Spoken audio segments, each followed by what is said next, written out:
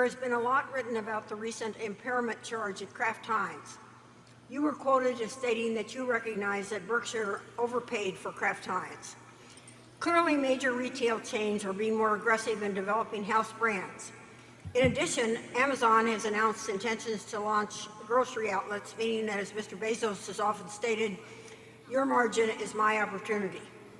The more fundamental question related to Kraft Heinz may be whether the advantages of the large brands and the zero-based budgeting that 3G has applied are appropriate and defensible at all in consumer foods. In other words, will traditional consumer good brands in general, and Kraft Heinz in particular, have any moat in their future? My question is, to what extent do the changing dynamics in the consumer food market change your view on the long-term potential for Kraft Heinz?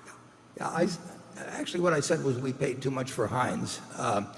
I mean Kraft, I'm sorry. The Heinz part of the transaction, when we originally owned about half of Heinz, we paid an appropriate price there, and we actually did well. We had some preferred redeemed and so on. We paid too much money for Kraft. To some extent, our own actions had driven up the prices. Now, Kraft Heinz, the profits of that business, $6 billion, we'll say very, very, very roughly. I'm not projecting them out. I'm not making forecasts, but $6 billion pre-tax on $7 billion of tangible assets is a wonderful business. But you can pay too much for a wonderful business. We bought See's Candy, and we made a great purchase as it turned out, and we could have paid more. But there's some price at which we could have bought even See's Candy, and it wouldn't have worked. So the business does not know how much you paid for it. I mean, it's going to earn based on its fundamentals, and we paid too much for the Kraft side of Kraft Heinz. Additionally, the profitability has basically been improved in those operations over the way they were operating before. But you're quite correct that Amazon itself has become a brand. Kirkland at Costco is a $39 billion brand. Now, all of Kraft Heinz does $26 billion, and it's been around for, on the Heinz side, it's been around for 150 years. It's been advertised billions and billions of dollars in terms of their products, and they go through tens of thousands of outlets. And here's somebody like Costco establishes a brand called Kirkland, and it's doing $39 billion, more than virtually any food company. And that brand moves from product to product, which is terrific if a brand travels. I mean, Coca-Cola moves it from Coke to Cherry Coke and Coke Zero and so on. But to have a brand that can really move, and Kirkland does more business than Coca-Cola does.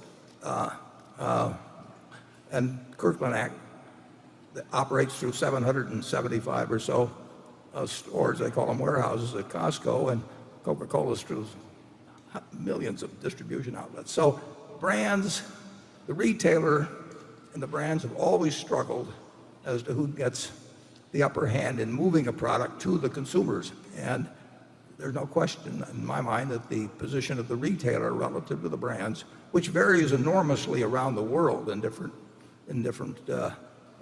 countries, you've had 35%, even maybe 40% be private label brands in soft drinks, and it's never gotten anywhere close to that in the United States. So it varies a lot. But basically certain retailers, the retail system has gained some power, and particularly in the case of Amazon and Walmart and their reaction to it, and Costco,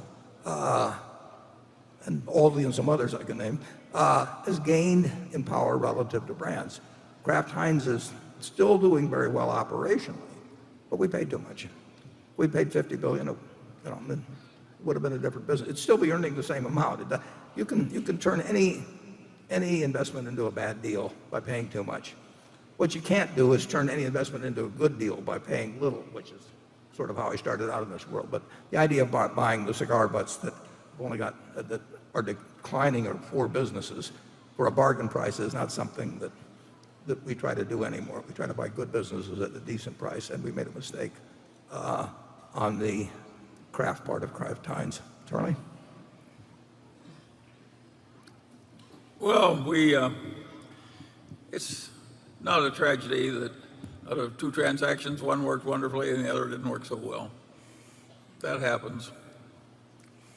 The reduction in costs, there can always be mistakes made when you've got places and you're reorganizing them to do more business with the same number of people. And we like buying businesses that are efficient to start with, but the management, the operations of Kraft Heinz have been improved under the present management overall. But we paid a very high price in terms of the Kraft part. We paid an appropriate price in terms of Heinz.